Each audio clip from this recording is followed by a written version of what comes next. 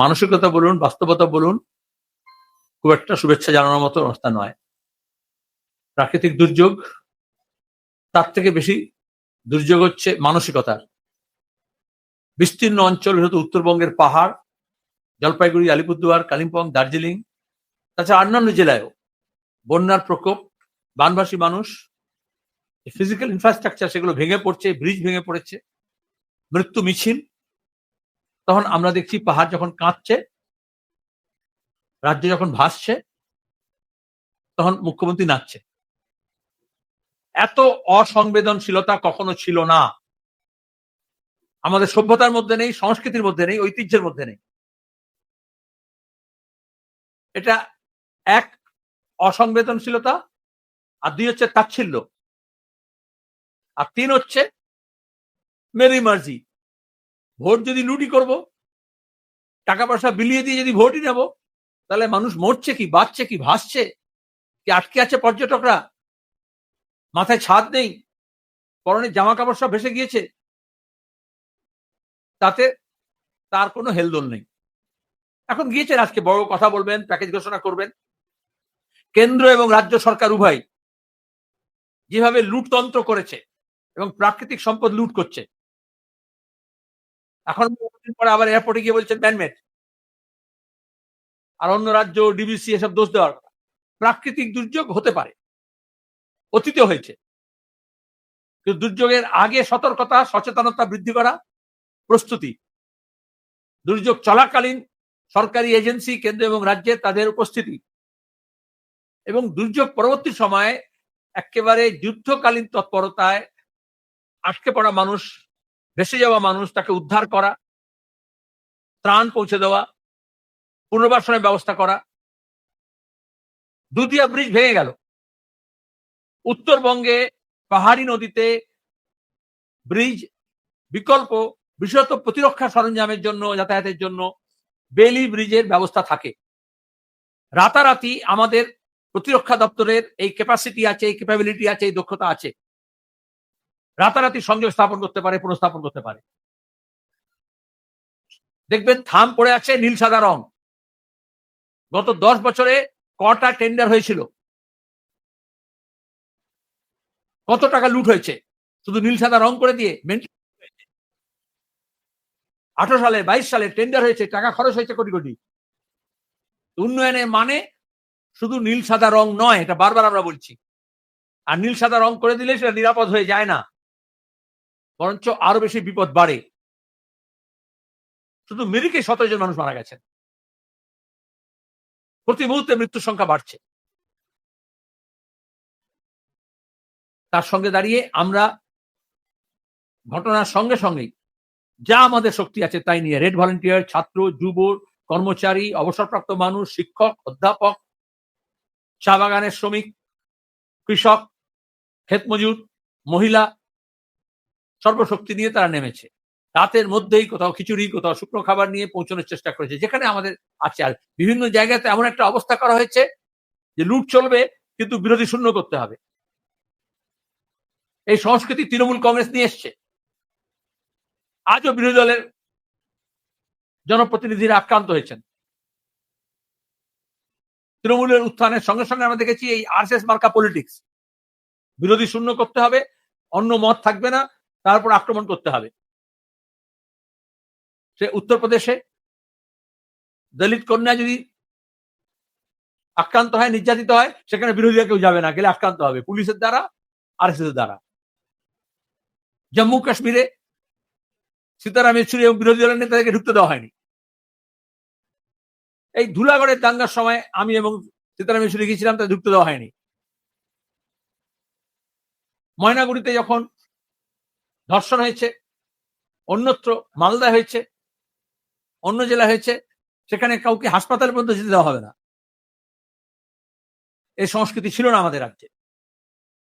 মানুষকে বুঝতে হবে, আক্রান্ত হলে আমরা সাধারণত আবেদন জানাই সর্বস্তরের মানুষকে, সব অংশের মানুষকে, তারা ঝাঁপিয়ে পড়বে। বিশেষত উত্তরের সঙ্গে দক্ষিণে শুধু ফিজিক্যাল ডিস্টেন্স না, একটা মানসিক দূরত্ব তৈরি হয়েছে। বিচ্ছিন্নতাবাদী শক্তি, ভেদবাদী শক্তি, জাতিবাদী শক্তি, তারা এগুলোকে ব্যবহার করে। সেখানে সুযোগ ছিল এবং আছে। উত্তর যখন কাঁদছে, দক্ষিণে তখন বুক ফেটে যাচ্ছে। আমরা আবেদন করেছি দার্জিলিং জেলা জুড়ে আগামীকাল তারা গণসংগ্রহে নামবে, পাহাড়ের জন্য সমতল নামবে। গোটা রাজ্য জুড়ে মানুষকে আমরা আবেদন করছি। আজই আমাদের ছাত্র নেতারা, যুব নেতারা পৌঁছেছেন দক্ষিণ থেকে। আগামী কয়েকদিনের মধ্যে তারা যাবেন। ডক্টরস টিম, মেডিকেল টিম, উদ্ধারকারী, তরুণ প্রজন্মের কর্মীরা, রেড ভলান্টিয়ার্স, তারা সবাই নেমেছে এবং নামবে। যাতে দাঁড়িয়ে সে নাগরাকাটায় হোক, সে আলিপুরদুয়ারে হোক, সে বানারহাটে হোক, ডুয়ার্সে হোক, এবং পাহাড়ে যেরকম যোগাযোগ তৈরি হয়ে যাবে দ্রুত সেখানেও পৌঁছানোর ব্যবস্থা করা হবে।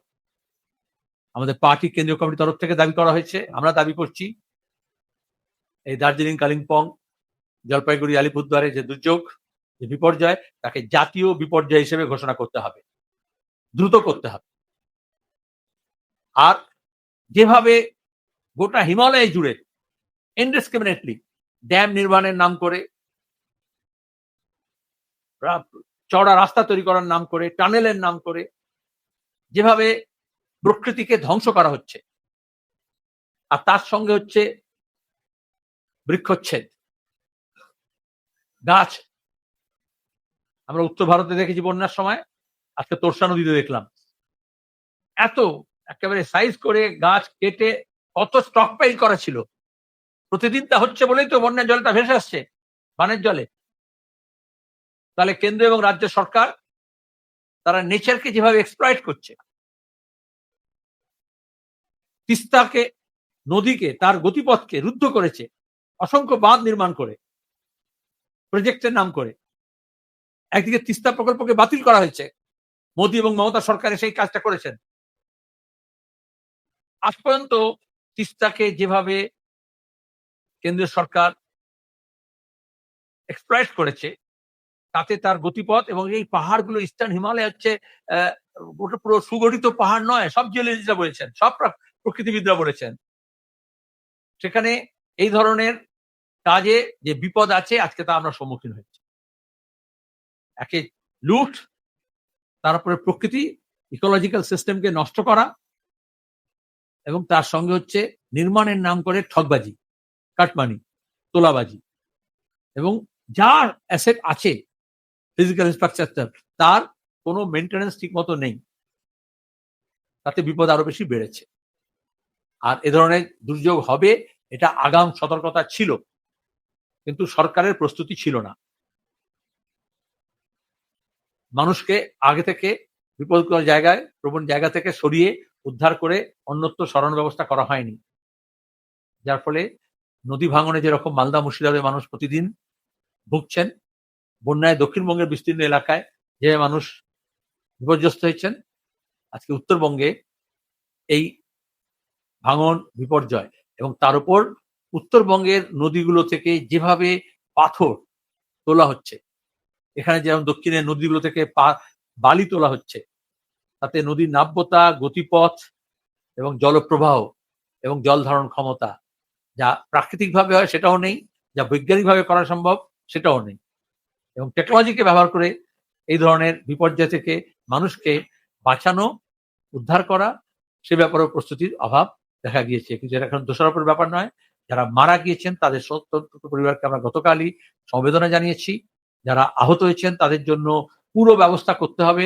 দরকার হলে উত্তরবঙ্গ মেডিকেল কলেজ এবং অন্যান্য যে হাসপাতাল নামে রাখা হয়েছে, কিন্তু সেখানে ব্যবস্থা নেই, সেখানে দ্রুত ডক্টরস এবং মেডিকেল স্টাফ পোস্ট করে দিয়ে যাতে চিকিৎসার ব্যবস্থা হতে পারে ঠিক মতো, তার ব্যবস্থা সরকারকে দায়িত্ব নিতে হবে।